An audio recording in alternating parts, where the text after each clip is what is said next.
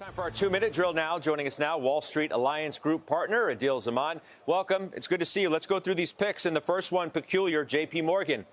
Apropos to today, much of the conversation after earnings. Great to be with you, Scott. So J.P. Morgan is a stock on our watch list that we really like. We think that the earnings were disappointing. The only reason was because they built up their reserve for bad loans. But we think that's probably not going to get utilized because of the health of the American consumer.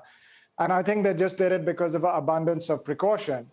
We have to understand that these banks, they've been hammered year to date, but these are not the same banks that were there in 2008. These banks have pristine balance sheets. They have built up, they've passed the Fed's stress test results with flying colors. And JP Morgan in particular, gives a best of breed fortress balance sheet, pays a dividend of about 3.5%. And we think it's very attractive at these levels. Obviously they're not in danger of going out of business like financial institutions were in 2008. But that doesn't mean that they're not going to suffer through what may be a recession, mild or deep, who knows, at this point. So there's nothing to say that the stocks wouldn't suffer repeatedly in that environment.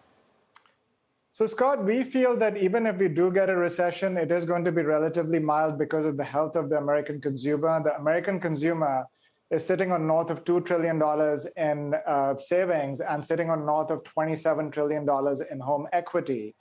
And unemployment is at a historic low of about 3.6%. So we feel that eventually the economy will start to grow again and investment banking activity will pick up.